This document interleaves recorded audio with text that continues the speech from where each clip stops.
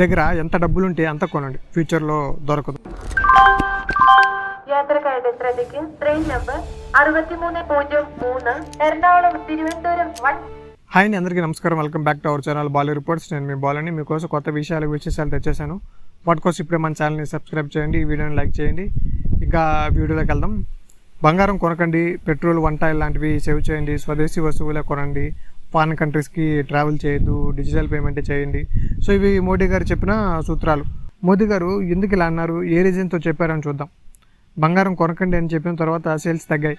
ఎవరెన్ని చెప్పినా ఇండియాలో బంగారం డిమాండ్ మాత్రం తగ్గదు, జస్ట్ సేల్స్ తగ్గుతాయి. ప్రజెంట్ షాప్ ఉన్న సిచ్యువేషన్ ఏంటి, మోడీ గారు ఎందుకు ఇలా అన్నారు, అది కొంతమందికి అర్థమైంది, మరి కొంతమందికి అవ్వలేదు. బంగారం కొనకపోవడం వల్ల జరిగే మేలు ఏంటంటే, ఇండియా 70% గోల్డ్ అంతా ఫారిన్ కంట్రీస్ నుంచి కొంటుంది. అంటే మన డబ్బులు బయట కంట్రీస్కి వెళ్తున్నాయి. అది ఇండియాకి ప్రజెంట్ ఈ వార్ సిచ్యువేషన్లో అంత మంచిది కాదు. మనం గోల్డ్ కొనడం స్టాప్ చేయడం వల్ల డిమాండ్ తగ్గుతుంది, మన డబ్బులు మన దగ్గరే ఉంటాయి, డాలర్ వాల్యూ తగ్గుతుంది. ఎక్కువ గోల్డ్ కొంటే ఎక్కువ డబ్బులు పోతాయి, అవన్నీ డాలర్స్గా మారుతాయి, వాల్యూ పెరిగిపోతుంది. ఇండియా రూపీ పైన ఎక్కువ ప్రెజర్ పడుతుంది. అందుకే గోల్డ్ కొనడం స్టాప్ చేసి డాలర్ వాల్యూ తగ్గుతుంది, రూపీ వాల్యూ అలా పెరుగుతుంది. ఒకవేళ రేపో ఎల్లుండో గోల్డ్ షార్టేజ్ కూడా వస్తుంది, ఇండియా షేర్ మార్కెట్ షేక్ అవుతుంది, గోల్డ్ డిమాండ్ పెరుగుతుంది, ప్రైస్ పెరుగుతుంది. మోడీ గారు ఇలా చెప్పడం మంచిదే. ప్రజెంట్ ఎవరో సోషల్ మీడియాలో చిన్న పోస్ట్ వేస్తాడు, పెట్రోల్ షార్టేజ్ అని, అంతే. పొలవమని బండి వేసుకొని పెట్రోల్ బంక్ దగ్గర కిలోమీటర్ల లైన్లో ఉంటాం. ఒకడు బిందె తెస్తాడు, ఇంకొకడు వాటర్ క్యాన్ తెస్తాడు, ఇంకొకడు డైరెక్ట్ వాటర్ ట్యాంకే తెస్తాడు. ఎప్పుడు పట్టించుకునే వాళ్ళు కూడా ఫుల్ ట్యాంక్ అంటాడు. అప్పుడు వరకు లేని షార్టేజ్ అప్పుడు వస్తుంది.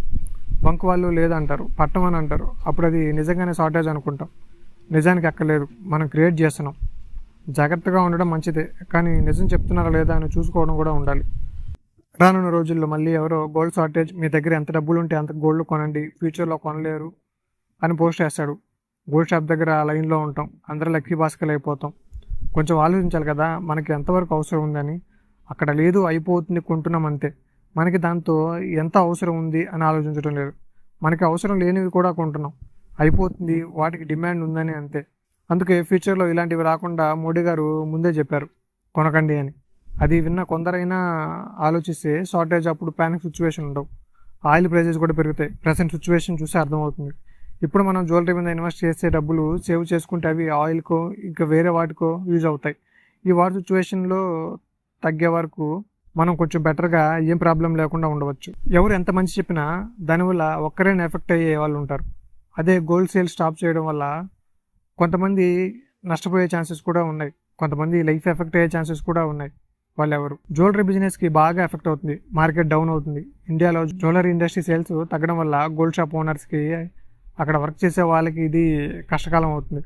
చిన్న చిన్న రెంటెడ్ షాపులు ఉండేవాళ్ళు క్లోజ్ అయ్యే ఛాన్సెస్ కూడా లేకపోలేవు. ఇండియాలో గోల్డ్ మీద ఇన్వెస్ట్ చేసే వాళ్ళు డిసప్పాయింట్ అవుతారు. మన ఇండియాలో అందరూ గోల్డ్ని అసెట్గా చూస్తారు, ఫ్యూచర్ సేఫ్ కోసం. అవసరం లేకున్నా డబ్బులు ఉన్నాయి కాబట్టి కొన్ని పక్కన పడేస్తే ఉంటాయని అనుకుంటారు. భారత్లో పంతులు లేకుండా పెళ్ళిళ్ళు జరుగుతాయేమో కానీ గోల్డ్ లేకుండా ఒక్క పెళ్లి కూడా అవ్వదు. కనీసం ఒక ఇయర్ రింగ్ అయినా ఉండాలి. ఇండియా కల్చర్ మీద ఇంపాక్ట్ అవుతుంది. మెయిన్గా పెళ్ళిళ్ళకి, ఫంక్షన్కి, ఫెస్టివల్స్కి. పెళ్లి కూతురు ఎలా ఉంది అని చూసే వాళ్ళకంటే గోల్డ్ వేసుకొని ఉందా లేదా అని చూసే వాళ్ళే ఎక్కువ. పెళ్లిళ్ళు కొన్ని రోజులైతే ఆగిపోతాయి. గోల్డ్ షార్టేజ్ టైంకి చైన్ స్నాచింగ్ ఎక్కువ అవుతుంది, రాబరీ, దొంగతనాలు ఎక్కువ అయిపోతాయి, ప్రమాదం జరిగే ఛాన్స్ కూడా ఉంది. సేఫ్టీగా ఉండండి, ఎప్పుడు ఏం జరుగుతుందో తెలియదు. గోల్డ్ వేసుకొని వెళ్ళిన వాళ్ళు సేఫ్గా వస్తారా లేదో కూడా తెలియదు. కాబట్టి ఎవరి దగ్గర లేదు, నా దగ్గర ఉంది అని చూపించుకోవడం ఆపేయండి, గొప్పలకు పోకండి. ఫేక్ గోల్డ్ అమ్మే ఛాన్సెస్ కూడా ఉన్నాయి. ఒకవేళ మీరు గోల్డ్ కొంటుంటే అది రియలా కాదా అని చెక్ చేయండి.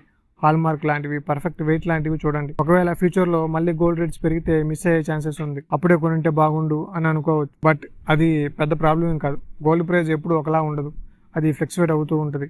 అంత బాధపడాల్సిన అవసరం కూడా లేదు. మోదీ గారు చెప్పింది అర్థమైతే ఓకే, లేకుంటే గవర్నమెంట్ మీద నెగిటివ్ ఇంపాక్ట్ పడే ఛాన్సెస్ ఉంది.